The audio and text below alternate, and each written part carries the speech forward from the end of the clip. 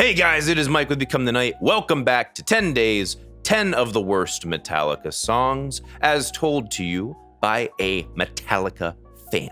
Death Magnetic was such a breath of fresh air in comparison to Saint Anger. We had finally gotten confirmation that Metallica had not completely lost it. It didn't quite stand up to the albums of the past, in my opinion, but it was still quite a respectable record and definitely was them getting back to their thrash roots. It did have its awkward moments and low points. To me, probably the lowest point is End of the Line. If you're already a fan of the channel, please click that bell. YouTube has been suppressing my videos and deleting my comments. If you comment in the first 30 minutes of this video or any video in this series, I promise you a reply.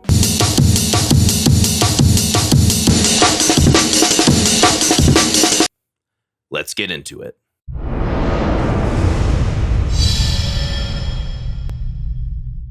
All right, so is this the worst thing ever? And also, people I'm sure are wondering why I didn't pick Broken, Beaten, and Scarred. Or Broken, Beaten, Scarred, whatever the fuck it's called. Surprising even to me, there were more moments in Broken, Beaten, Scarred that I really enjoyed more than End of the Line. And we'll get to that.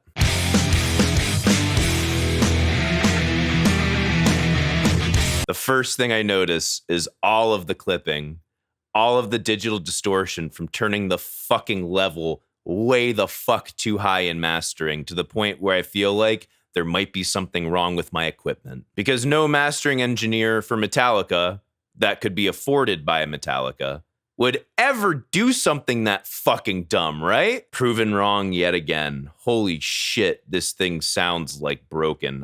If I had bought this today, if it just came out, I'd ask for my fucking money back. One of the things that I never liked about this song is the opening. That's already awkward in of itself, but then you have the to follow it, which like further emphasizes the awkwardness. really don't like that, but it's okay. We'll keep going.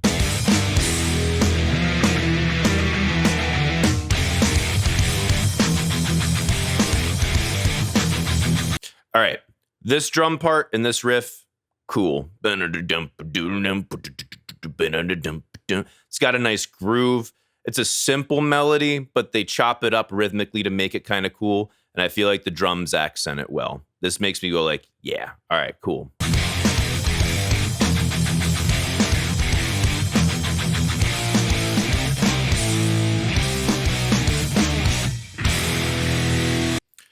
Weird fucking transition. I don't mind it doing that harmonically. It's the rhythms in which they're choosing, which is, I guess, is supposed to be a play off of the weird rhythms in the intro. It's not really my thing, man. Sorry.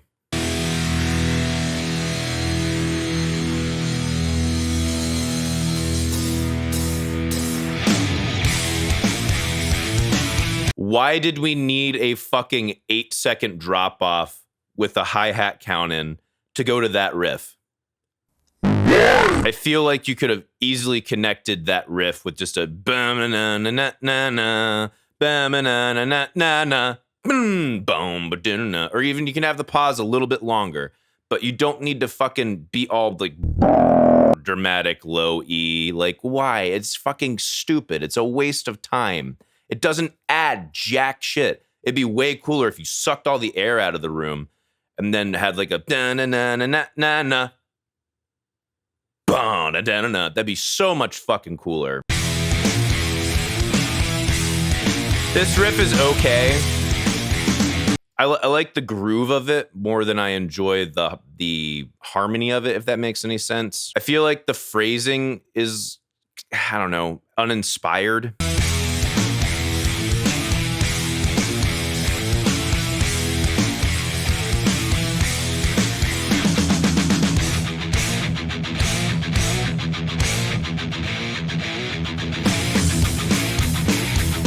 And in classic Metallica fashion, taking way the fuck too long to get to the fucking verse. This riff is okay. I think the drum part here suffices.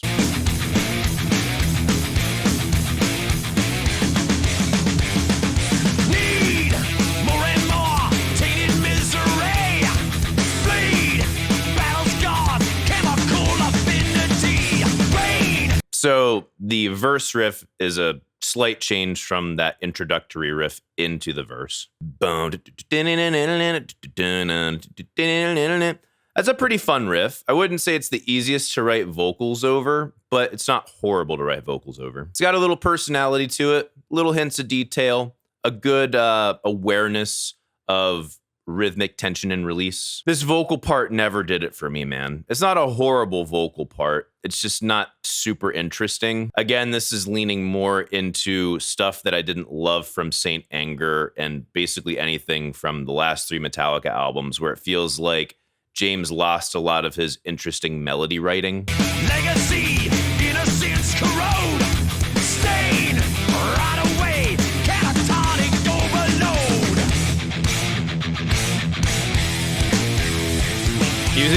Using that as a transition, cool idea. Going back to is such a fucking horrible idea. Again, they kind of utilize this, like in the last song is like the main riff that we come back to, or like Harvester. Theirs is the dun dun dun dun dun dun dun. You know, it's like the main riff you always come back to in between every fucking section of the song because they're dumb, I guess. You should keep the energy going. You just undercut the energy by half timing the rhythm and trying to go into this like ball swinging swag type of bullshit that really sucks the air out of the energy of this song.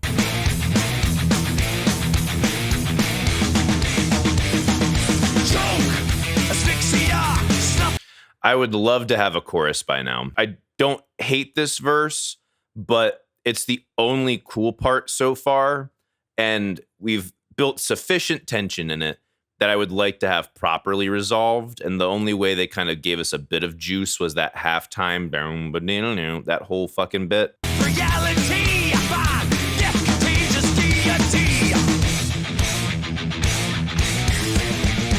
This as a transition is cool. Pre-chorus now. Pre-chorus grooves. Really like the vocal part over top of it too. Now we're coming to what I assume is the chorus, but still feels like a pre-chorus to me. New consequence machine. You burn through all your gasoline. Asylum over time. Never mind. You reach the end of the line. What a shitty fucking way to end that chorus. The fucking James Bond, na na na na. It's fun. I like it. And I think it adds a lot of drama, and especially changing up the drum part there is cool. But I feel like it still feels mostly like a pre-chorus. The closest thing we get to a release and satisfaction of tension is "You've reached the end of the line," and it's all of that for just "You've reached the end of the line." It's such a not powerful lyric. It's not a great theme to like conceive of aesthetically. It's kind of lame. And musically speaking, I don't mind the stops, but if that's all it's gonna be is bum bum bum bum bum bum, that's the biggest crime of this song. There's no proper chorus to it to really, you know, they did a sufficient job building up the tension, and it never really releases. It just kind of fizzles and stays kind of the same vibe the whole time, which is really disappointing because there's lots of things I really like about this song, but it's so unsatisfying. Broken, Beaten, Scarred doesn't have that to me. There's a lot to complain about with Broken, Beaten, Scarred. I'll agree. But when that chorus hits, it's fucking cool. Even the ending of the chorus is kind of stupid. I'll give you that. The end of the Broken, Beaten, Scarred chorus kind of sucks ass. But holy shit, chugging through that chorus makes me want to fucking hurt somebody. Back through the verses and hearing way too much of that fucking jangly ass bit. Steal another day. New consequence machine. Burn through all your gasoline. Asylum over time. Never mind. You reach the end of the line. This is like the break that they do during their shows.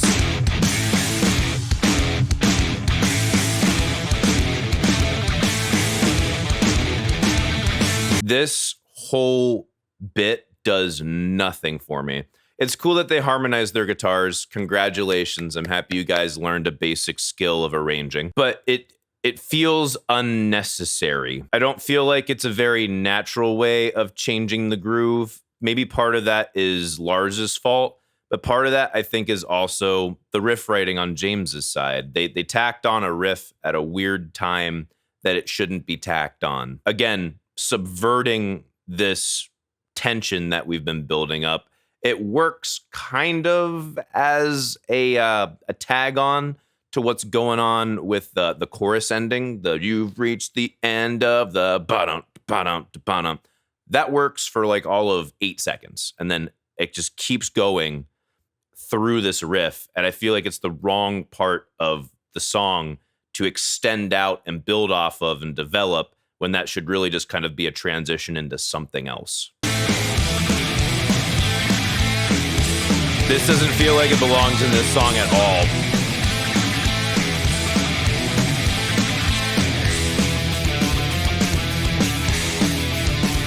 This has a boom, because it's the idea that we're taking from the intro of the song, right? That's a cool development. I like that. The ba-dum, ba-dum, ba-dum, ba-dum. If we're going from here, you could go right from ba-dum, ba-dum, ba-dum, ba-dum, ba-dum,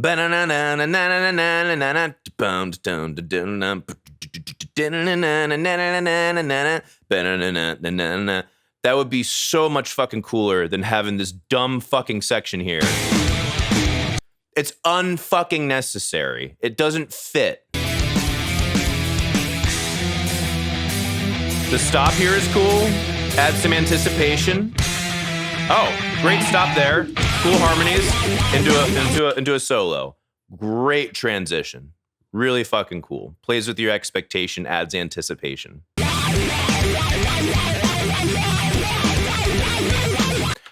Super messy solo. I personally think this beginning of the solo is really cool, especially using the wah to add extra saturation.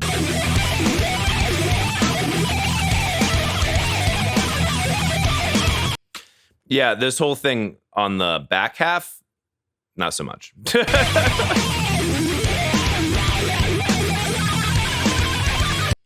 No. Now you're sounding a little more amateurish again to me, my man. I don't mind the harmonics that are accidentally coming out of that, but it's just, you gotta like earn that. I feel like that wasn't earned.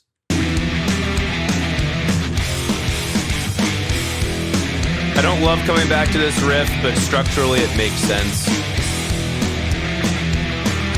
We don't need to hear it 2 more times. That's a problem.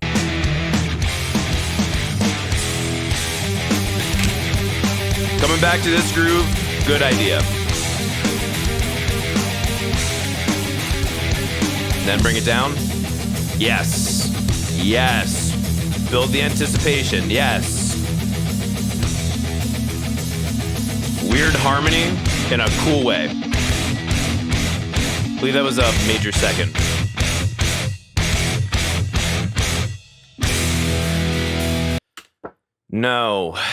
No, we don't need to extend the bridge any further. We're about to go down to a clean section. From a technical perspective, out of context of the rest of the song, having that as a transition into this clean section, and the clean part that they choose is good. In the context of it's almost 6 minutes already, and we've already had sufficient tension and release, and we want to leave the listener being like, fuck yeah, this ain't fucking it, man. I feel like if you took the best parts of Broken Beat and Scarred and combined it with End of the Line, you'd get a fucking killer Metallica track, honestly. Going out of ba-dum, bum, bum, bum, ba-dum, bum, bum, bum, breaking the feet on the hard earth, the running. That'd be fucking cool. I mean, they're different tempos, so it's not going to work as well. But you get what I mean. Like, that could work really fucking well. I don't mind this vocal part here. It's nice. It just feels like it came out of nowhere. It's not really necessary. There's several parts I could take out of this song to somehow make this work, probably. But I feel like it wouldn't. It's the bridge is already so fucking long. It's like, why? Drop the hourglass of time. This lead guitar over here on the left channel is very pleasant. Will not find as we gather here That bass line. That boom, boom, boom. It's very Beatles, actually. I love that bass line. we bid farewell. The Slave becomes the master.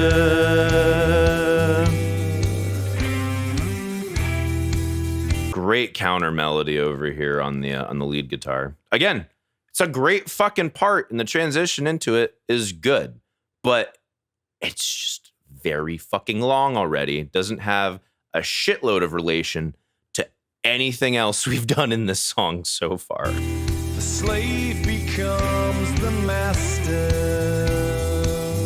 That bass line. The slave becomes Then transition back to the pre-chorus. The slave becomes the master. That hits great. Need more and more. Right now and ever after. Need more and more. New consequence machine. Burn through all your gasoline. Asylum overtime. Never mind. Dead hour, that's the time.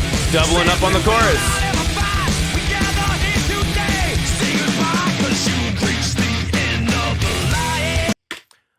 All of that tension only gets paid off by bum, bum, bum, bum, bum, bum, bum. That is by far the fucking death knell of this song. We had an epic bridge that really should be shortened up quite a bit, but there's a lot of great moments. And coming out of that clean section into the pre-chorus and then going into the chorus bit, you know, the kind that actually feels like a pre-chorus, which is why they could get away with doubling it up to extreme tension. And then all the release we get is what a massive fucking ball tease. It's just blue balls extreme. I hate that. There are so many great ideas in here. So many fucking cool ideas and some great vocal performances. And it just never properly gives you what it's fucking promising. Here, we'll even go out to fucking Broken, Beaten, Scarred. We'll go to that real quick. So I'm not fucking finishing the rest of this song. This is fucking waste of my time. Whatever with this intro. This intro sucks.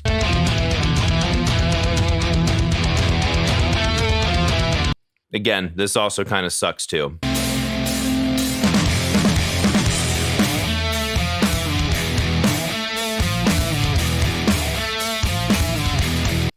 I don't mind this. It's not the world's greatest riff, but I don't mind it. This riff is cool.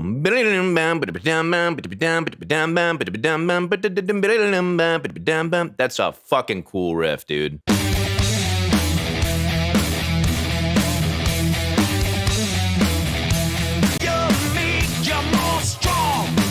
So then we simplify in the verse from that. Rise again.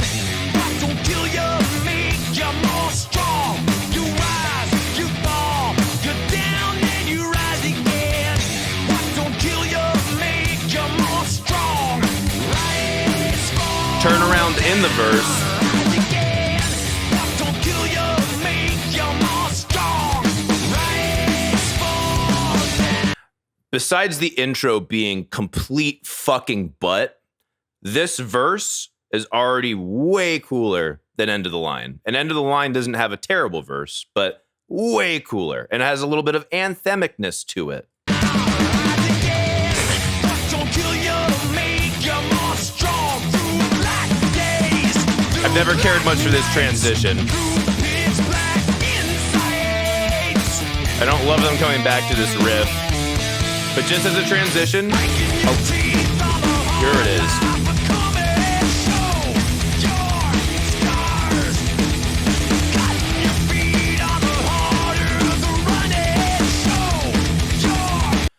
Is it the best way of releasing the tension in a chorus? No. But it releases way more fucking tension than End of the Line. You fucking go hard on that chorus.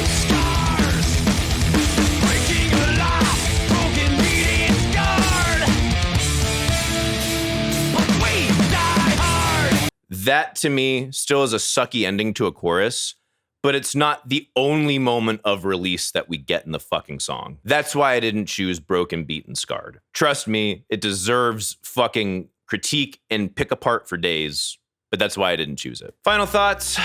I never want to listen to the fucking coming out of the fucking master of this album ever again. Let me know your thoughts in the comments down below. If you like this video, please support me on Subscribestar. A link to that is in the description below. And you can follow me on Instagram, Twitter, and Facebook at Become the Night. Thank you guys so much for watching. See you in the next video. Rock on.